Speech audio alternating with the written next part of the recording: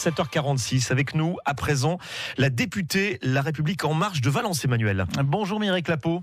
Bonjour. Juste avant de parler de la polémique autour du centre aqualudique de Valence, hier soir vous étiez comme les autres parlementaires de la majorité reçus par Emmanuel Macron. Appel à la mobilisation du président autour des retraites et de l'immigration pour couper l'herbe sous le pied du Rassemblement national. Ça vous pose pas problème ça d'aller sur ce terrain ? Oui, alors j'étais effectivement à cette réunion. Le président a fait le bilan de tout ce qu'on a fait, 50 lois déjà depuis 2 ans et demi. On a parlé de ce qui nous attend, la bioéthique, l'écologie, les retraites. Et il a parlé d'un projet autour des lumières du 21e siècle. Et puis effectivement, il a parlé de l'immigration. Donc, vous savez qu'il y a une loi asile, immigration, intégration qui a été votée il y a quelque temps déjà. Et moi, pour ma part, je m'emploie en prévision du débat du 30 septembre dans l'hémicycle à faire le bilan de l'application de cette loi. Vérifier si les délais de traitement des demandes d'asile ont bien été raccourcis, vérifier si tout ce qui accompagne l'intégration des personnes qui ont le statut de réfugiés est bien mis en place. Et puis, je vais m'intéresser de près à l'immigration économique, c'est-à-dire toutes les façons qu'on a de régulariser quelqu'un quand il occupe un métier en tension, c'est-à-dire un métier pour lequel on ne trouve pas de main-d'œuvre locale. On entend donc du travail à faire. On revient chez nous. Vous avez visité avec votre collègue présidente du groupe d'études qualité de l'air et santé à l'Assemblée hier le site où le futur centre aqualudique de Valence est en construction à 2 pas de l'autoroute. Vous avez rencontré le collectif de médecins qui est inquiet de la pollution qui est générée par l'A7. Et vous aussi, cet emplacement vous laisse perplexe, dites-vous. Pourquoi ? Alors, je suis effectivement perplexe parce que je ne doute pas que tout a été fait dans le strict respect de la législation. Valence Romand Agglo est une collectivité responsable. La préfecture m'a confirmé que tout avait été fait dans le respect des règles. Néanmoins, le collectif de médecins a des arguments.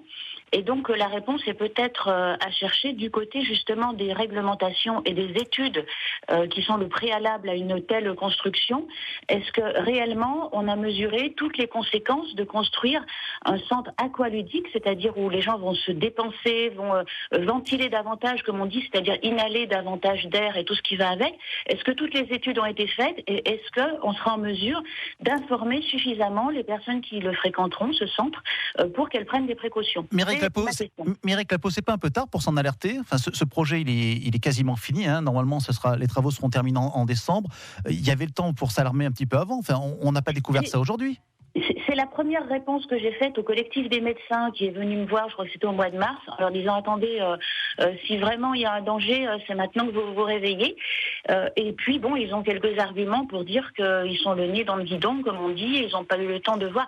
Moi, je ne sais pas après tout, je pense que cette démarche, elle est un peu tardive et de toute façon, le centre, il va ouvrir et ça sera sans doute très bien. Néanmoins, quand on ne peut pas revenir sur les décisions, on peut faire 2 choses. On peut prévenir d'abord pour de futures constructions. Est-ce que dans l'avenir, par exemple, est-ce qu'on construirait une crèche sur une passerelle au-dessus de l'autoroute en disant c'est sans danger ? Je ne crois pas qu'on le ferait. Donc, alors, sachant que l'autoroute passe dans toute la vallée du Rhône et qu'on ne peut pas déserter toute la vallée du Rhône. Enfin, la pollution ne s'arrête pas uniquement aux abords de l'autoroute. Oui, mais ça n'est pas binaire, c'est une question de distance de l'autoroute. Et encore une fois, le centre aqualudique, il va ouvrir et ça sera sans doute très bien, mais il y a peut-être des mesures d'accompagnement. On le sait, on vit aujourd'hui avec cette pollution causée par l'autoroute. On réduit la vitesse, et c'est très bien, de façon structurelle entre Valence Nord et Valence Sud. Et on réduit aussi notre vitesse de 20 km/h par des panneaux qui sont affichés.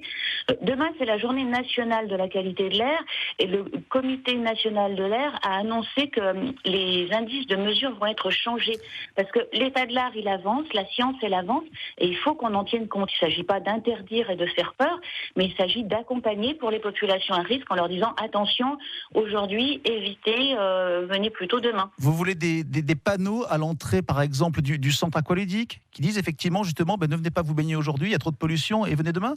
Ou réduisez vos efforts, ou attention, n'allez pas dans telle zone. Enfin, c'est des choses. On est habitué. Pour les autres baignades, par exemple, vous savez, si aujourd'hui la baignade elle est interdite ou autorisée ou déconseillée.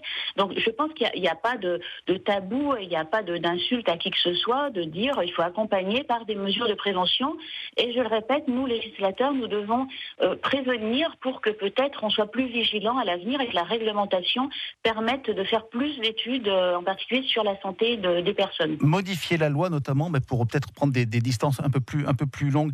Merci beaucoup Mireille Clapeau, députée La République En Marche de Valence. Je signale quand même dans le cadre de cette construction que le bâtiment de ce futur centre aqualudique qui tourne le dos à l'A7 a des effets qui sont compensés par la construction. En fait, il y a des filtres qui ont été mis en place aussi. Donc tout n'a pas été fait n'importe comment et c'est bien comme ça. Il est 7h51, Philippe. Il est important également de savoir que cette interview sera réécoutable dans quelques instants sur francebleu.fr. Il est 7h51.